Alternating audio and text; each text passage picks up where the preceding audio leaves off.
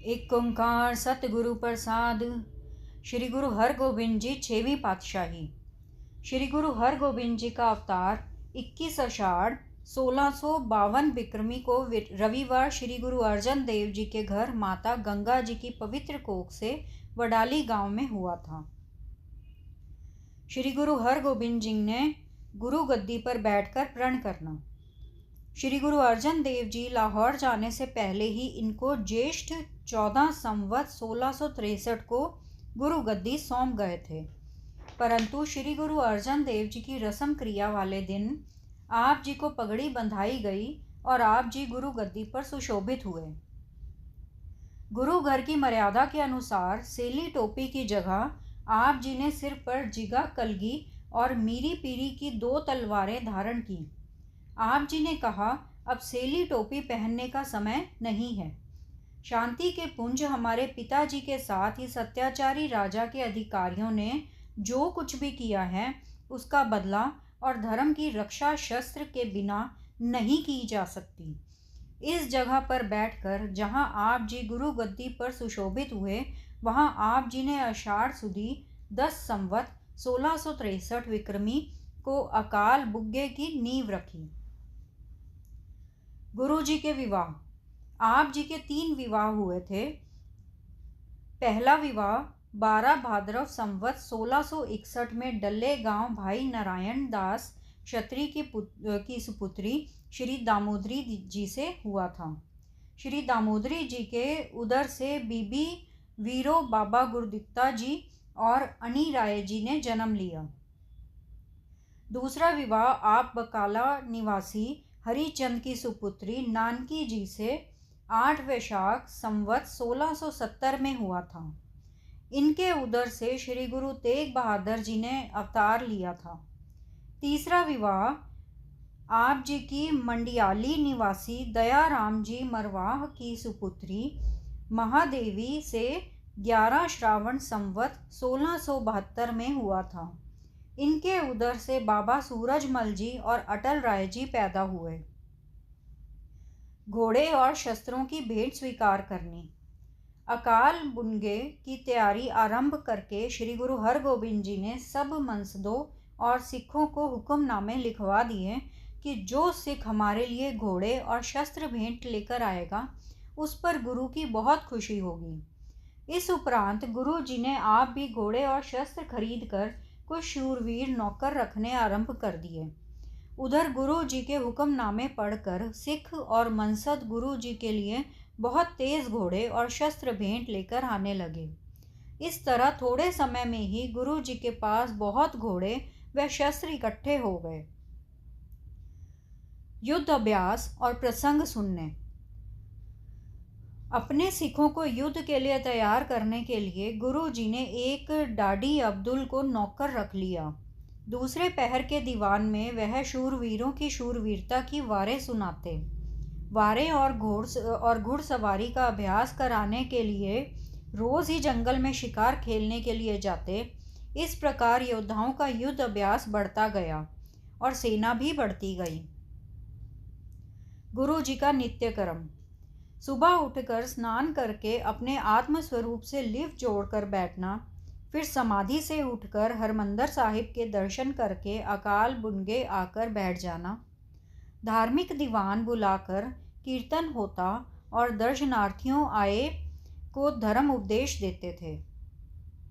तदुपरांत भोजन खाकर विश्राम करते और तीसरे पहर दीवान सजाकर पुरातन शूरवीरों की वारें डाडियों से सुनते और फिर शस्त्र विद्या का अभ्यास कराने के लिए योद्धाओं को शिकार खेलने ले जाते।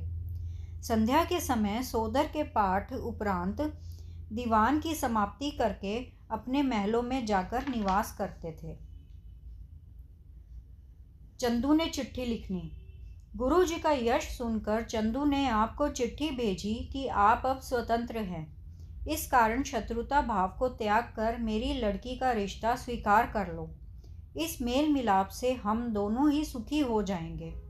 परंतु गुरु जी ने उसकी यह बात स्वीकार करने से इनकार कर दिया और लिखा कि अपने पिता के कातिलों से हमारा मेल नहीं हो सकता। चंदू ने जहांगीर को भड़काना। चंदू ने जब गुरुजी का यह उत्तर पढ़ा तो उसको बहुत क्रोध आया, परंतु अपना कोई वश न चलता देखकर उसने जहांगीर को कहा कि जहांपना, गुरु अर्जन देव जी की गद्दी पर जो उनका पुत्र बैठा है उसने फौज रख ली है, बैठने के लिए तख्त रचा लिया है, बादशाह की तरह कलगी लगाता है और शस्त्र भी पहनता है, अपने आदमियों को जंग के अभ्यास कराने के लिए शिकार खेलता है। अगर इसको अभी से नहीं संभाला गया तो किसी दिन आपके विरुद्ध ही खड़ा हो जाएगा। जहांगीर ने गुरुजी को दिल्ली बुलाना। चंदू के जोर देने पर जहांगीर ने अपने उच्च अहिलकार वजीर खां और किंचित बेग को अमृतसर भेजा कि गुरुजी को अपने साथ दिल्ली ले आओ। अमृतसर पहुंचकर वजीर खां ने प्रार्थना की कि आप जी को बादशाह ने बुलाया है, हमारे साथ चलो। गुरुजी ने अपनी माताजी और बाबा बुड्ढा जी आदि से सलाह करके दिल्ली जाने की तैयारी कर ली और अमृतसर का काम आप जी ने बाबा बुड्ढा जी, भाई गुरदास जी और बहलो आदि को सौंप दिया। दिल्ली मजनू टीले डेरा और जहांगीर से भेंट।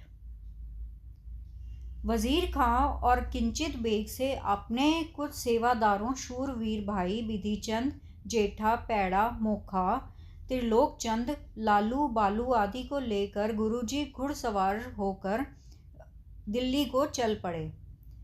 दिल्ली पहुंचकर वजीर खां ने आप जी का डेरा शहर से बाहर यमुना नदी के किनारे मजनू टीले पर लगवा दिया और बादशाह को इस बात की खबर दे दी। जब कुछ दिन बीत गए तो वजीर खां ने बादशाह से पूछकर गुरुजी को प्रार्थना की कि बादशाह आप जी को याद करता है।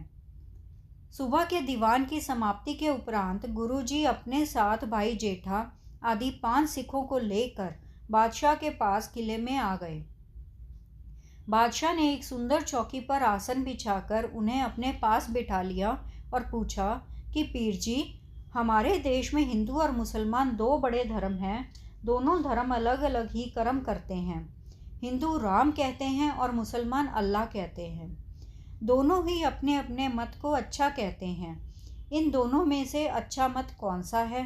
तो गुरुजी ने कहा कि बादशाह, मत वही अच्छा है जो नेक कर्म करवाता है, बंदगी करवाता है और किसी दूसरे को दुखी नहीं करता। दरगाह में प्रभुता उसी को मिलती है जो सदा नेकी की राह पर चलता है। आप जी के यह वचन सुनकर बादशाह बहुत प्रसन्न हुआ और उसने 1000 रुपये भेंट करके माथा टेका। गुरुजी ने यह रुपये वहाँ ही मांगने वालों को बांट दिए और अपने डेरे पर आ गए। गुरुजी ने शेर मारना। एक दिन बादशाह अपने साथ गुरुजी को शिकार खेलने के लिए ले गया। एक घने जंगल में जाकर एक शेर निकला। सारे शिकारी उसकी गरज सुनकर पीछे हट गए। तब बादशाह ने अपने मीर शिकारियों को कहा कि आगे होकर जो इसे मारेगा उसको मैं बड़ा इनाम दूंगा। परंतु शेर की गरज से डरता कोई योद्धा आगे न बढ़ा। फिर बादशाह ने जब गुरुजी को प्रार्थना की तो गुरुजी घोड़े से उतरकर ढाल तलवार लेकर शेर के सामने जा खड़े हुए और उसको ललकारा। ललकार सुनकर शेर गरज कर गुरुजी पर झपटा। आप जी ने बाएं हाथ से शेर के आगे ढाल कर दी और दाएं हाथ से तलवार से शेर का पेट चाक कर दिया।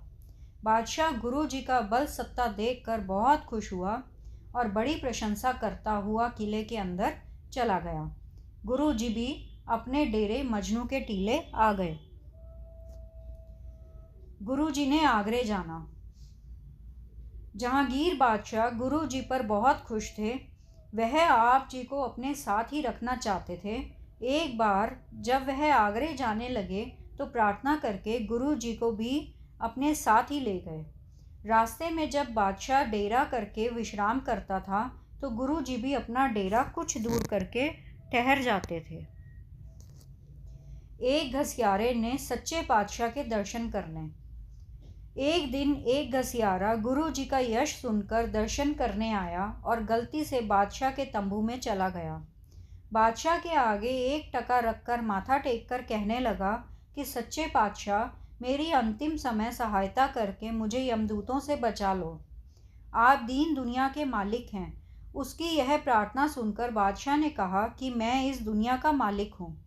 दुनिया का जो पदार्थ मांगना है वह मांग लो, परंतु मैं अंत समय परलोक की सहायता नहीं कर सकता। परलोक की सहायता करने वाले का डेरा उधर लगा हुआ है, उनके पास जाओ। यह बात सुनकर घसियारे ने अपना टका उठा लिया और गुरु जी के तंबू में जाकर उनके आगे एक टका रखकर कहा कि सच्चे पातशाह, मेरा जन्म मरण काट दो। आज मेरा सौभाग्य है जो आप जी के दर्शन हो गए। घसियारे की श्रद्धा और प्रेम को देखकर गुरु जी ने उसको सतनाम का उपदेश देकर उसकी मनोकामना पूर्ण करके उसको निहाल कर दिया। सतनाम सतनाम सतनाम जी, वाहे गुरु जी।